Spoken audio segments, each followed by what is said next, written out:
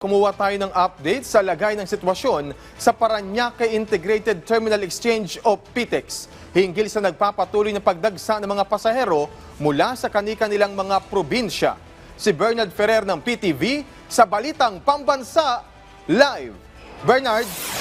Alan, tuloy-tuloy ang pagdating ng mga pasahero na uuwi sa mga lalawigan o di kaya pabalik ng Metro Manila matapos ang holiday season.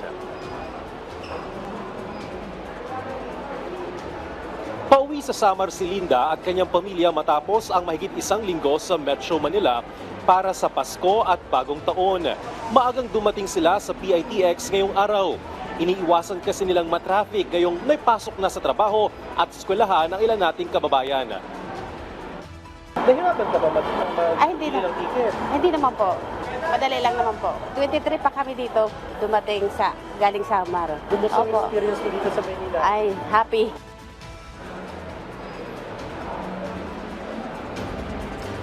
Sa ngayon, balik na sa normal ang operasyon ng PITX. Simula ngayon hanggang Monday, dadagsa ang ating mga pasahero pabalik ng probinsya o di kaya naman galing probinsya papunta dito sa Metro Manila. Marami ang mga bumabalik sa Metro Manila mula Bicol Region, partikular sa Camarines Sur at Camarines Norte. Wala nang fully booked na biyahe at mahabang pila sa mga ticket booth. Sapat din ang bilang ng provincial at city buses. Mahigpit ang pinatutupad na seguridad sa terminal upang masigurong kaligtasan ng publiko. May nakadeploy ng mga pulis sa PITX, habang ang mga security personnel naman ay masusing nagsasagawa ng inspeksyon sa mga bagahe ng mga pasahero.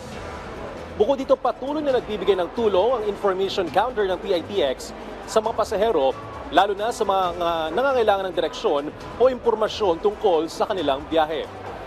Alan, sa pagtaya ng PITX, halos 61,000 ang foot traffic dito sa terminal.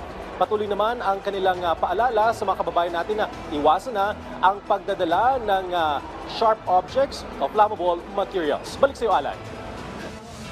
Maraming salamat, Bernard Ferrer ng PTV.